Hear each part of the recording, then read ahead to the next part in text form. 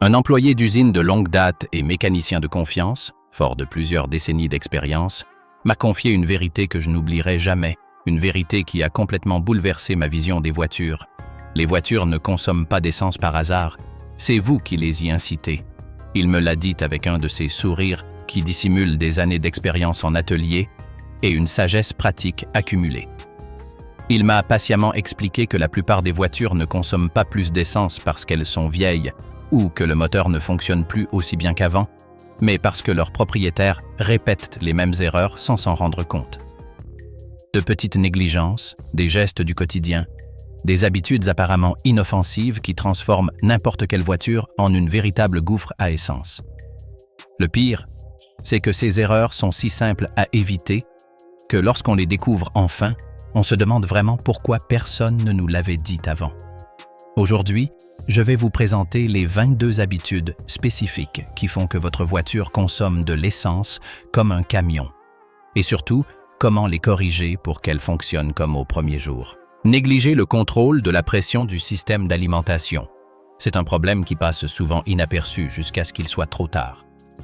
Le système d'alimentation doit maintenir une pression spécifique et constante pour que les injecteurs pulvérisent correctement l'essence. Lorsque la pression est trop basse, les injecteurs ne pulvérisent pas correctement le carburant et une partie de celui-ci pénètre dans le cylindre sous forme de grosses gouttelettes au lieu d'un fin brouillard. Ces gouttelettes ne brûlent pas complètement, sont gaspillées et augmentent considérablement la consommation de carburant. À l'inverse, si la pression est excessivement élevée, une quantité de carburant supérieure à celle nécessaire est injectée et le moteur est littéralement noyé. Dans les deux cas, le rendement est catastrophique. La cause la plus fréquente d'une basse pression est un filtre à carburant obstrué qui restreint le débit ou une pompe à carburant usée qui ne parvient plus à maintenir la pression adéquate. Une pression élevée est généralement due à un régulateur de pression défectueux qui ne libère pas correctement le surplus de carburant. Un mécanicien expérimenté de Barcelone m'a confié qu'au moins 20% des voitures qui se plaignaient d'une consommation excessive de carburant avaient simplement un filtre à carburant complètement obstrué. Le remplacement de ce filtre, qui ne coûte que 30 €, a immédiatement résolu le problème et la consommation de carburant a diminué jusqu'à 15%. La pression du système d'alimentation doit être vérifiée lors de l'entretien régulier à l'aide d'un manomètre spécifique. Ce test rapide, qui ne prend que 5 minutes, peut révéler des problèmes cachés qui vident silencieusement votre réservoir. Si vous constatez une perte de puissance progressive, des difficultés de démarrage ou une augmentation inexpliquée de la consommation de carburant, la pression du système d'alimentation doit être la première chose à vérifier avant de remplacer inutilement des pièces coûteuses.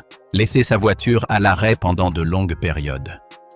Nombreux sont les conducteurs qui pensent, à tort, que laisser leur voiture inutilisée pendant des semaines, voire des mois, n'a aucune incidence sur la consommation de carburant. Ils se trompent lourdement. Lorsqu'une voiture reste immobilisée, plusieurs phénomènes néfastes se produisent simultanément. Premièrement, l'essence se dégrade et s'évapore partiellement, perdant ainsi ses composants les plus volatiles. Il en résulte un carburant plus dense et moins efficace, susceptible d'encrasser partiellement les injecteurs au démarrage. Deuxièmement, les joints en caoutchouc du système d'alimentation se dessèchent et se rétractent légèrement, créant de petites fuites d'air qui affectent la pression et le rendement. Troisièmement, la batterie se décharge lentement et, au démarrage, l'alternateur doit fonctionner à plein régime pour la recharger, privant ainsi le moteur de puissance et augmentant la consommation de carburant sur plusieurs cycles de conduite. Quatrièmement, les pneus se déforment sous le poids du véhicule, créant une résistance au roulement accru. J'ai vu des voitures qui, après 2 mois d'immobilisation, consommaient jusqu'à 20% de carburant en plus durant les premières semaines d'utilisation. La solution est relativement simple. Si vous savez que la voiture restera immobilisée pendant plus de 2 semaines, remplissez complètement le réservoir pour minimiser la condensation interne, débranchez la batterie ou utilisez un chargeur de maintien de charge, surélevez légèrement la voiture si possible pour réduire la pression des pneus et ajoutez un stabilisateur de carburant dans le réservoir pour éviter sa dégradation. Si vous ne pouvez pas faire tout cela, essayez au moins de démarrer la voiture et de la laisser tourner jusqu'à sa température de fonctionnement tous les 7 à 10 jours, puis roulez brièvement pour activer la lubrification. Une voiture est faite pour rouler, pas pas pour rester immobilisé à prendre la poussière. N'utilisez pas le carburant recommandé pour votre moteur. Il ne s'agit pas simplement de choisir entre de l'essence bon marché et de l'essence premium. Chaque moteur est conçu spécifiquement pour un type de carburant et un indice d'octane particulier. Si votre manuel indique clairement qu'il nécessite de l'essence à indice d'octane minimum de 95 et que vous utilisez de l'essence à indice d'octane de 92 parce qu'elle est moins chère, vous provoquez un problème appelé cliquetis. Un carburant à indice d'octane inférieur s'enflamme prématurément à cause de la compression avant même que la bougie d'allumage ne produise l'étincelle, créant ainsi des ondes de choc dans le cylindre qui font littéralement cogner les pistons. Le capteur de cliquetis détecte ce phénomène et retarde l'allumage pour compenser, mais ce faisant, il sacrifie l'efficacité et la puissance. Résultat, vous devez appuyer plus fort sur l'accélérateur pour obtenir la même réponse, ce qui consomme plus de carburant. Paradoxalement, vous économisez 10 centimes par litre, mais vous en dépensez 20 de plus à cause de cette inefficacité. Le calcul est tout simplement absurde. À l'inverse, utiliser une essence à indice d'octane supérieur à celui recommandé dans un moteur qui n'en a pas besoin n'est d'aucune utilité. Un moteur à compression standard conçu pour du carburant à indice d'octane 87 ne tire aucun avantage de l'utilisation de carburant premium à indice d'octane 95. Vous payez simplement plus cher pour un carburant que le moteur ne peut pas utiliser. C'est comme offrir de la nourriture gastronomique à quelqu'un qui se contente parfaitement de plats maison ordinaires. Négligez l'entretien de la vanne EGR. La vanne EGR, ou vanne de recirculation des gaz d'échappement, est un composant souvent méconnu jusqu'à ce qu'elle tombe en panne. Son rôle est de réinjecter une petite quantité de gaz d'échappement dans l'admission afin de réduire la température de combustion et les émissions d'oxyde d'azote. En bon état de fonctionnement, elle améliore le rendement dans certaines conditions de conduite. Cependant, lorsqu'elle s'encrasse de carbone, ce qui est très fréquent, elle engendre de sérieux problèmes. Une vanne EGR bloquée en position ouverte laisse passer une quantité excessive de gaz d'échappement dans l'admission, diluant ainsi le mélange air-carburant. Le moteur réagit en injectant davantage de carburant pour compenser, ce qui augmente la consommation jusqu'à 12%. De plus, le ralenti devient instable et l'accélération poussive.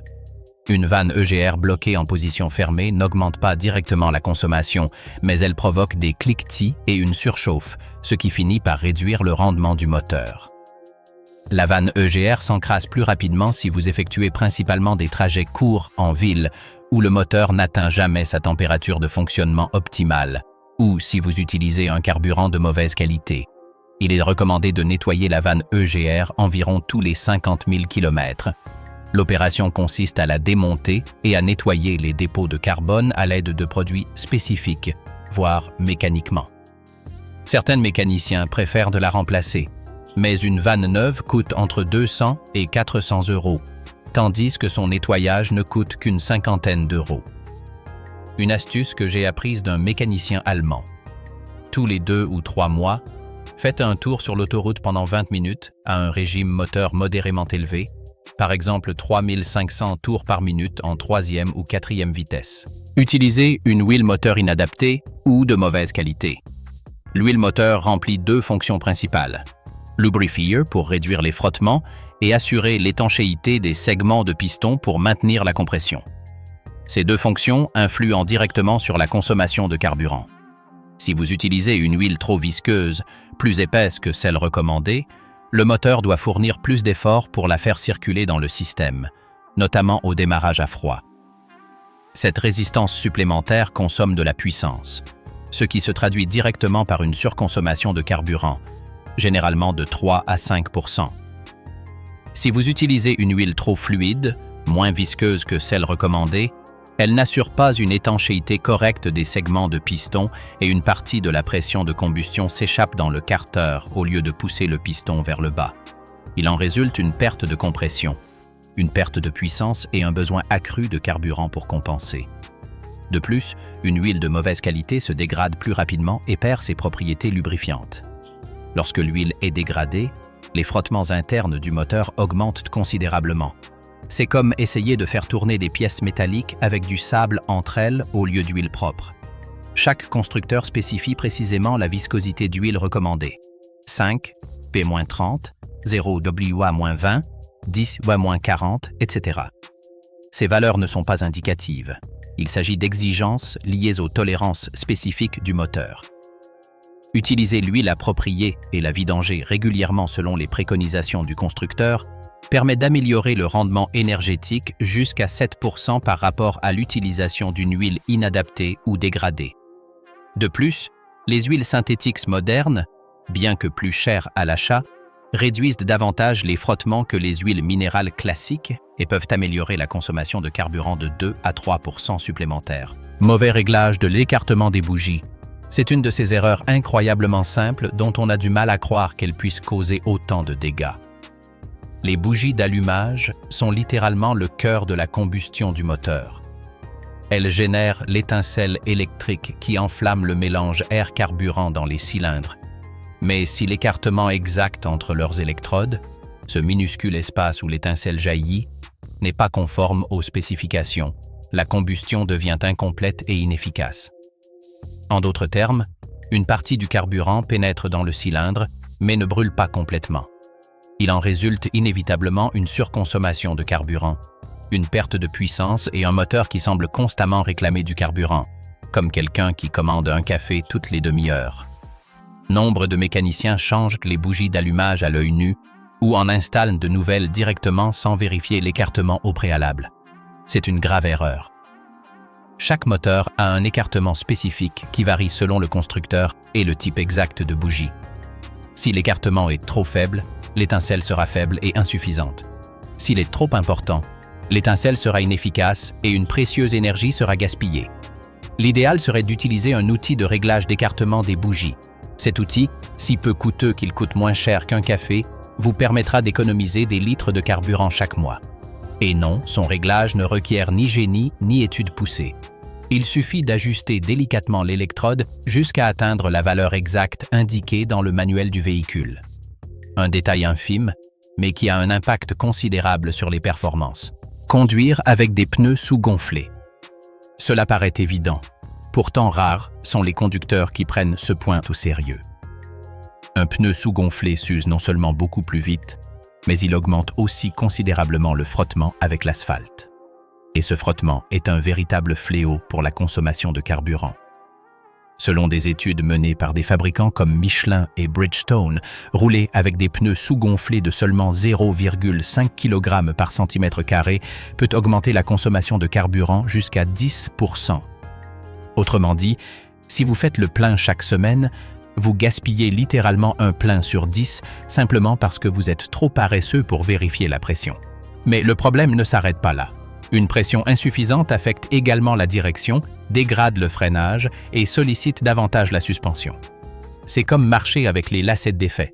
Au début, rien n'est visible, mais on finit par avoir des ampoules douloureuses. Le plus étonnant, c'est que beaucoup de conducteurs ne vérifient la pression que lorsque le pneu paraît visiblement sous-gonflé, et c'est une erreur classique. Les pneus peuvent se dégonfler lentement, même sans fuite apparente. C'est pourquoi les experts recommandent de vérifier la pression des pneus toutes les 2 semaines, ou au moins une fois par mois, avec un manomètre fiable, et non ces vieux manomètres qu'on trouve dans certaines stations-service et qui semblent tout droit sortis des années 90. Une astuce souvent négligée.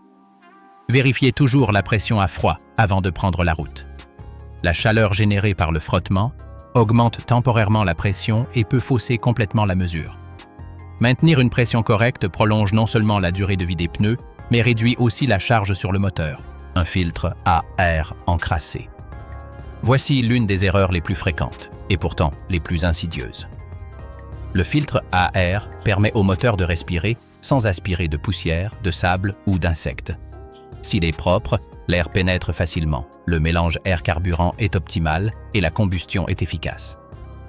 Mais lorsque le filtre est obstrué par des impuretés accumulées, le moteur commence littéralement à suffoquer. Et un moteur suffoqué consomme plus de carburant pour compenser le manque d'oxygène, tout comme vous essaieriez de courir avec une écharpe sur le visage. Le problème, c'est que beaucoup d'automobilistes ne vérifient le filtre qu'une fois par an, voire jamais. Certains pensent même qu'il suffit de le secouer ou de souffler dessus pour un nettoyage en profondeur. C'est loin d'être le cas. Une fois les ports du filtre saturés, le débit d'air est considérablement réduit et le capteur MAF, qui mesure la quantité d'air entrant dans le moteur, donne des mesures complètement erronées. Résultat, la voiture croit avoir besoin de plus de carburant qu'elle n'en a réellement besoin et en injecte davantage. C'est aussi simple que cela et pourtant si néfaste. Changer le filtre à air coûte moins de la moitié d'un plein d'essence et permet d'améliorer le rendement jusqu'à 15%. Cela contribue également à maintenir les injecteurs et les soupapes propres. Fait intéressant, en Chine, de nombreux automobilistes changent leur filtre à air tous les 10 000 km, même s'il paraît propre. Je préfère dépenser de l'argent pour respirer un air pur plutôt que pour de l'essence chère, m'a confié un chauffeur de taxi, et je le comprends. En Occident, en revanche, certains ne le vérifient que lorsque la voiture commence à avoir des ratés. Utiliser de l'essence de mauvaise qualité ou frelatée. Ah, l'éternelle tentation de l'option la moins chère. Qui n'a jamais fait le tour de ces stations-service qui promettent des prix miraculeux, une offre presque 2 pour le prix d'un sur le carburant? Mais ce qui semble être une économie rapide se transforme vite en une facture salée pour votre moteur.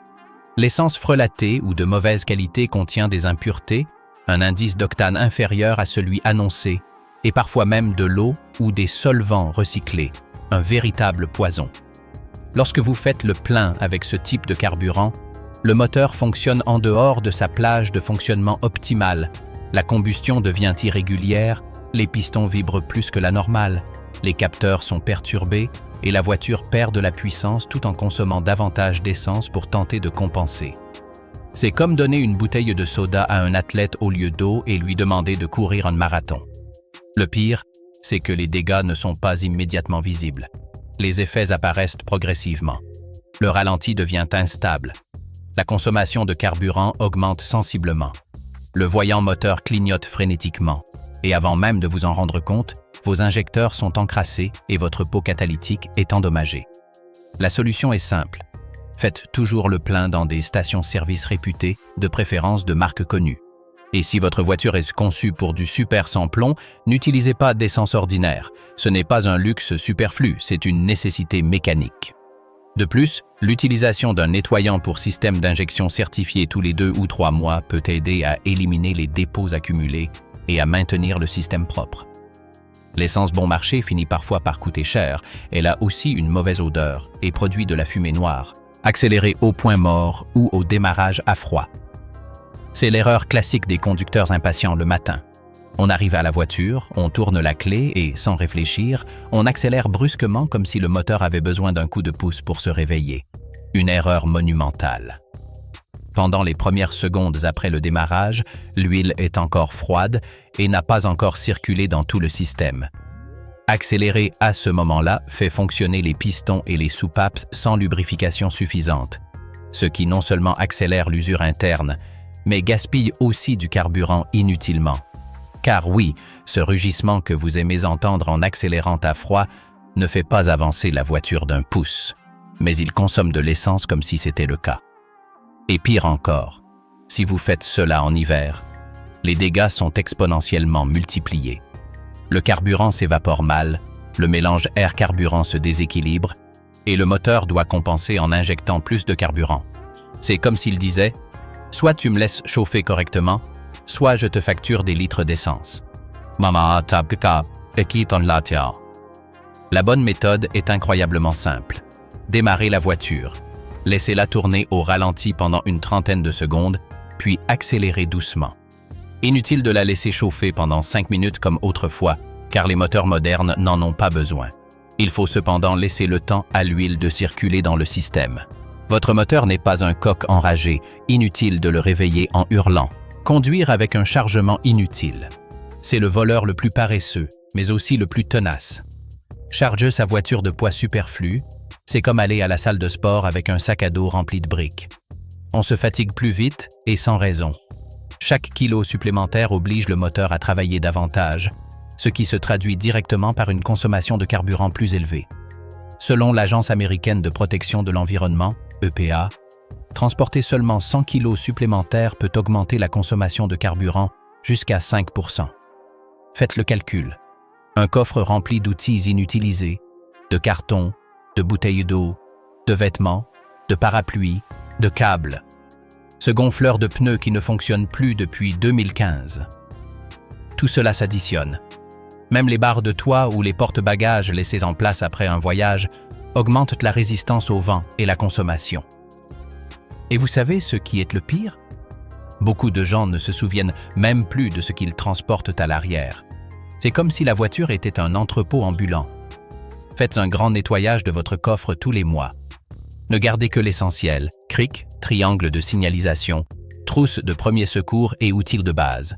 Si vous possédez un SUV ou un pick-up, résistez à la tentation de l'utiliser comme entrepôt mobile. Et si vous devez absolument transporter du chargement, veillez à bien répartir le poids. Anecdote. Certaines voitures modernes sont équipées de capteurs qui calculent la charge et adaptent la consommation de carburant. N'oubliez pas de vérifier la sonde lambda. La sonde lambda est essentielle au bon fonctionnement du moteur. Elle indique précisément au moteur la quantité d'air et de carburant nécessaire pour un mélange optimal.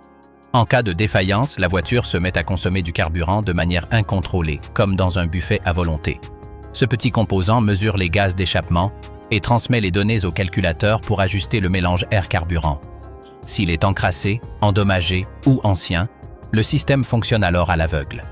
Conséquence inévitable: un mélange trop riche, une épaisse fumée noire à l'échappement et une consommation de carburant qui peut augmenter jusqu'à 30%. Nombreux sont ceux qui négligent la sonde car la voiture continue de rouler. Or, le moteur fonctionne avec des paramètres totalement inadaptés. Non seulement il consomme plus de carburant, mais il pollue aussi davantage et endommage progressivement le catalyseur, une pièce dont le remplacement est particulièrement coûteux. La solution est simple. Remplacez-la tous les 100 000 km, ou plutôt si vous constatez une consommation de carburant excessive, ou si le voyant moteur s'allume. Une nouvelle sonde coûte relativement peu cher comparée aux économies de carburant que vous pourriez réaliser chaque mois. Anecdote amusante. Certains conducteurs changent leurs bougies, leurs filtres et même leur huile des milliers de fois, mais ne changent jamais la sonde lambda. Et ensuite, ils s'étonnent que leur voiture consomme autant. Conduire en sous-régime par habitude. Faites-vous partie de ces conducteurs qui roulent en deuxième alors qu'ils pourraient facilement passer la troisième, ou de ceux qui se sentent plus en contrôle en laissant le moteur vrombir? Eh bien, désolé de vous l'apprendre, mais votre voiture travaille inutilement. Rouler constamment en sous-régime augmente inutilement le régime moteur. Cela signifie plus d'efforts, plus de chaleur, une usure accrue et, bien sûr, une consommation de carburant plus importante. L'ironie, c'est que beaucoup de gens le font en pensant que la voiture réagit mieux, alors qu'en réalité, la seule chose qui réagit, c'est votre réservoir, qui se vide plus vite que votre envie d'aller au travail un lundi matin. La règle d'or est incroyablement simple. Écoutez le moteur. S'il semble forcer ou faire un bruit excessif par rapport à votre vitesse, changez de vitesse. Maintenez le régime moteur dans la plage optimale de 2000 à 3000 tours par minute pour la plupart des voitures. Ce faisant, vous économiserez non seulement du carburant, mais vous prolongerez également la durée de vie de votre moteur et de votre transmission. Négligez l'alignement et l'équilibrage de votre voiture. Cela peut paraître un détail, mais l'alignement et l'équilibrage ont un impact direct sur la consommation de carburant. Si les roues sont mal alignées, la voiture ne roule pas en ligne droite. Elle freine, elle lutte contre elle-même, ce qui signifie que le moteur doit fournir plus d'efforts pour maintenir le cap. Il en résulte inévitablement plus de frottement, plus de résistance et, bien sûr, une consommation d'essence accrue. C'est comme courir avec les pieds tordus, c'est possible, mais on se fatigue 2 fois plus vite. Une voiture mal alignée use également les pneus de manière irrégulière, ce qui augmente encore la consommation de carburant et peut s'avérer dangereux. Si vous remarquez des vibrations dans le volant, une voiture qui tire d'un côté ou des pneus qui crissent sans raison apparente, il est temps de faire vérifier votre véhicule. Faites effectuer un alignement et un équilibrage tous les 10 000 km ou après avoir heurté un nid de poule important. Ce n'est pas un luxe, c'est un investissement. Ce que vous dépensez pour cette intervention, vous le récupérez grâce aux économies de carburant et à la réduction de l'usure des pneus. Si votre voiture semble avoir sa propre volonté et tire à droite dès que vous lâchez le volant, elle manque de caractère. Un réglage de la géométrie s'impose.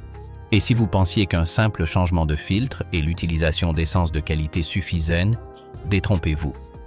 Les erreurs suivantes sont celles qui vident votre réservoir sans même que vous vous en rendiez compte.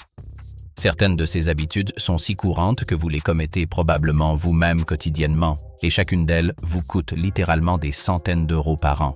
Freiner et accélérer brusquement. C'est l'erreur favorite des conducteurs toujours pressés. Ils accélèrent brutalement pour arriver au feu rouge et freinent brusquement dès qu'ils passent au rouge. Ce comportement entraîne une consommation de carburant excessive, une usure prématurée des freins et des étourdissements pour les passagers arrière.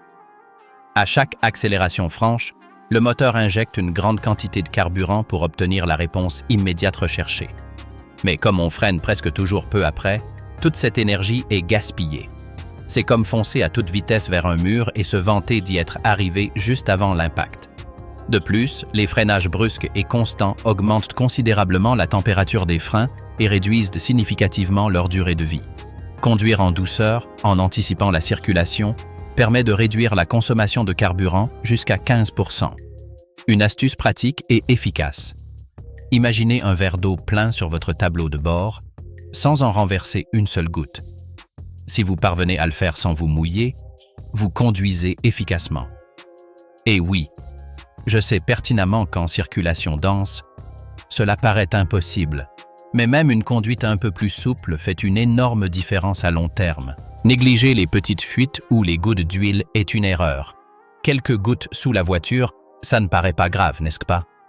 Après tout, c'est probablement juste de la condensation du climatiseur. Eh bien, ce n'est pas toujours aussi simple. Parfois, il s'agit d'huile, de liquide de refroidissement, voire d'essence qui s'évapore lentement sans qu'on s'en aperçoive.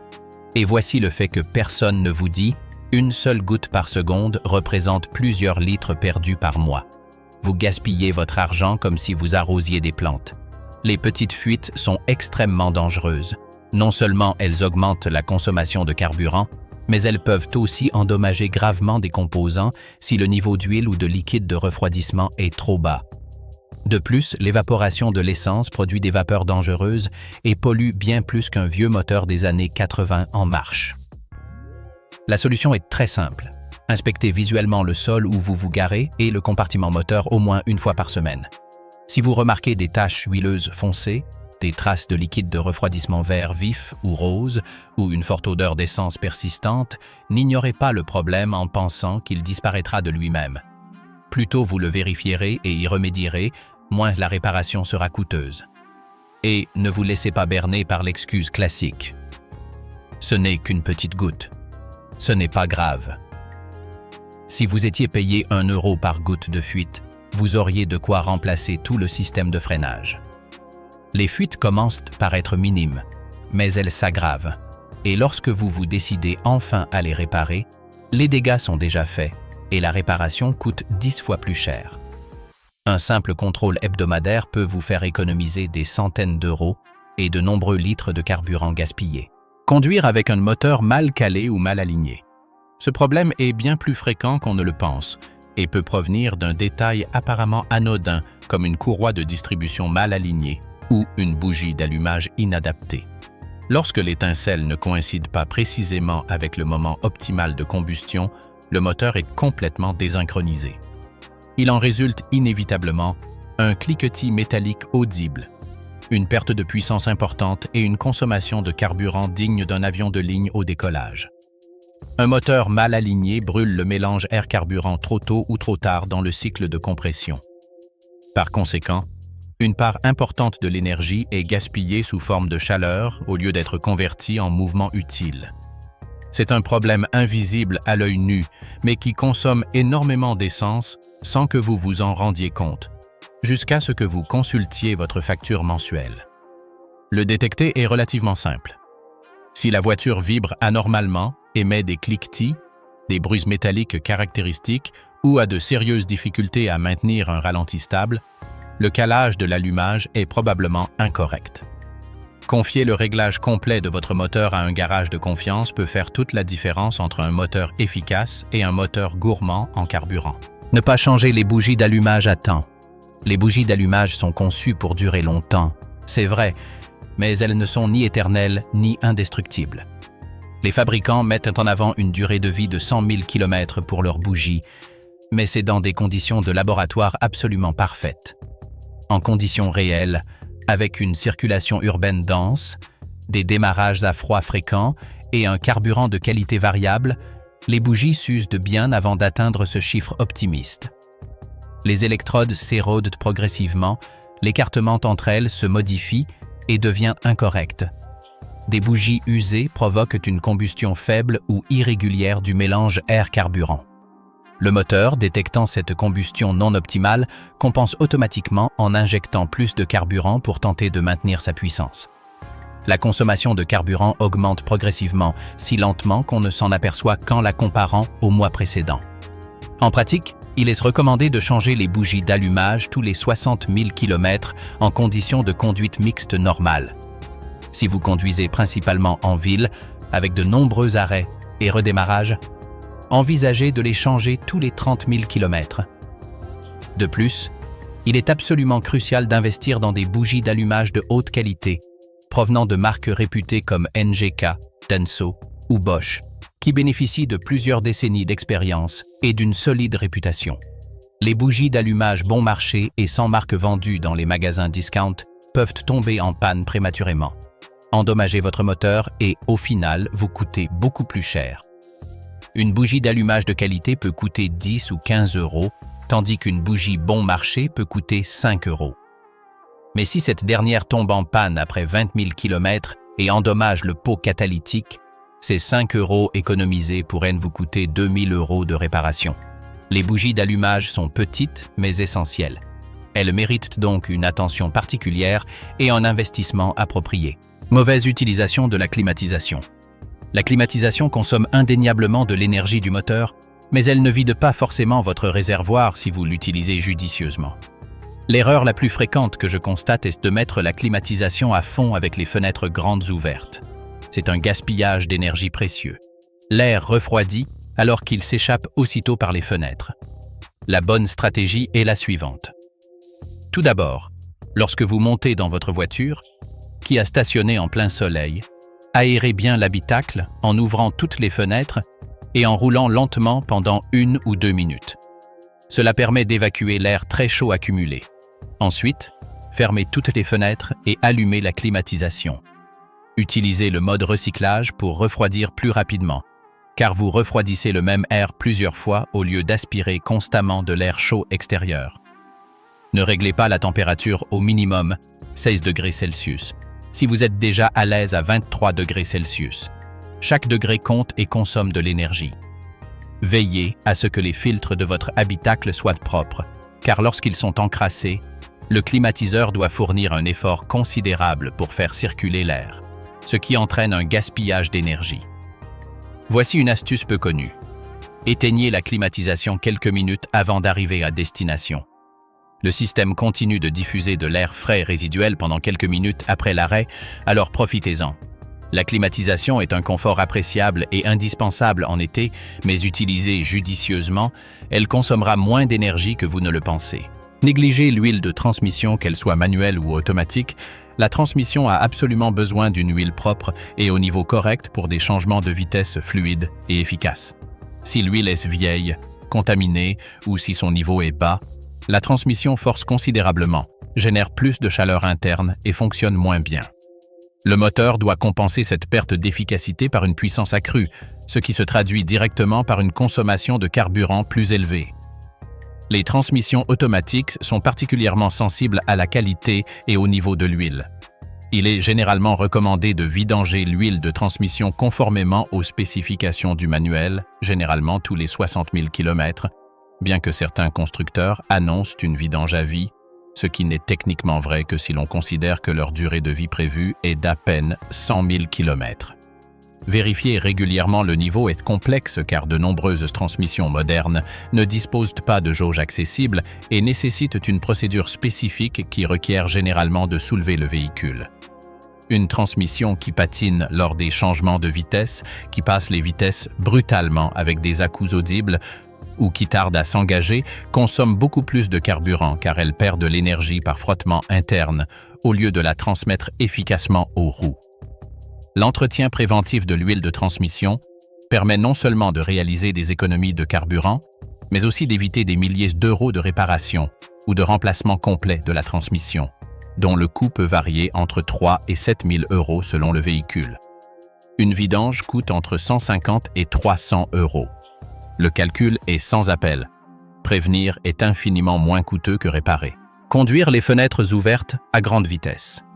À faible vitesse en ville, par exemple en dessous de 50 km/h, rouler les fenêtres ouvertes ne pose aucun problème et consomme même moins de carburant que d'utiliser la climatisation.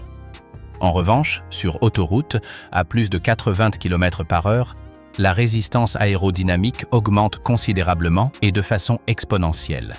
À ces vitesses, les fenêtres ouvertes créent d'importantes turbulences qui ralentissent constamment la voiture.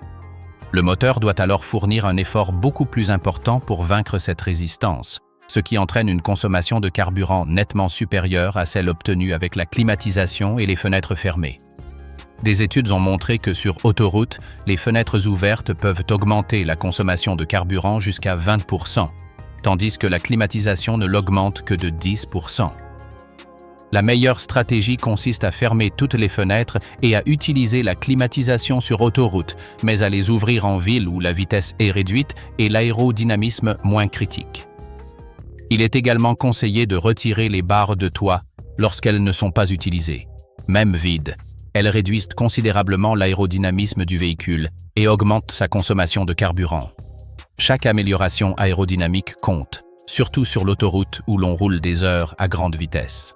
L'air est un fluide et, à haute vitesse, il se comporte presque comme l'eau. Plus votre voiture est aérodynamique, moins elle a besoin de force pour se déplacer. Pensez à la forme aérodynamique des poissons, qui leur permet de nager efficacement dans l'eau. Votre voiture a besoin de la même chose dans l'air. Négligez l'entretien préventif régulier. Enfin, voici l'erreur la plus coûteuse de cette liste. Reporter ou ignorer l'entretien préventif régulier. Respecter scrupuleusement les intervalles d'entretien préconisés par le constructeur n'est ni une option ni un luxe, c'est une nécessité absolue. Vidange d'huile régulière, remplacement des filtres et contrôle périodique complet permettent d'éviter les problèmes majeurs avant qu'ils ne surviennent. Une voiture bien entretenue consomme systématiquement moins de carburant qu'une voiture négligée. C'est un fait avéré. L'entretien préventif permet de détecter les petits problèmes avant qu'ils ne deviennent catastrophiques et coûteux. Investir régulièrement dans l'entretien préventif vous permettra d'économiser bien plus en réparation d'urgence ultérieure. Conserver un historique précis de tous les entretiens effectués facilite le repérage des signes d'usure et l'anticipation des interventions à venir. Votre voiture représente un investissement important, probablement le deuxième plus important après votre maison. La protéger correctement grâce à un entretien régulier est tout simplement une question de bon sens. Une vidange d'huile coûte 60 € tous les 6 mois. La réfection d'un moteur par manque d'entretien coûte 5 000 €. Un filtre à air coûte 20 €. La réparation d'injecteurs endommagés par l'air pollué coûte 1 000 €. Une vidange de boîte de vitesse coûte 200 €. Le remplacement d'une boîte de vitesse HS coûte 6 000 €. Vous voyez le problème? L'entretien préventif est toujours moins cher que les réparations. De plus, une voiture bien entretenue conserve mieux sa valeur à la revente, est plus fiable, tombe moins souvent en panne et dure plus longtemps. Vous savez maintenant pourquoi votre voiture semble consommer autant d'essence. Ce n'est pas la faute du véhicule, mais plutôt celle du conducteur. Ces 22 erreurs que vous venez d'apprendre peuvent paraître insignifiantes individuellement, mais cumulées, elles représentent une somme considérable sur votre facture de carburant mensuelle. Corriger ne serait-ce que la moitié de ces erreurs vous permettra de réaliser des économies mensuelles substantielles que vous constaterez immédiatement dans votre budget. Inutile d'être un mécanicien expert avec des décennies d'expérience pour appliquer ces conseils pratiques. La plupart relèvent de simplement du bon sens et d'une attention particulière aux détails que nous avons tendance à négliger. Voilà la différence fondamentale entre le conducteur qui se plaint constamment d'une consommation excessive de carburant et le conducteur avisé qui connaît son véhicule. Je vous pose la question directement. Combien de ces 22 erreurs avez-vous commises régulièrement sans même vous en rendre compte? Je vous invite à partager votre expérience dans les commentaires.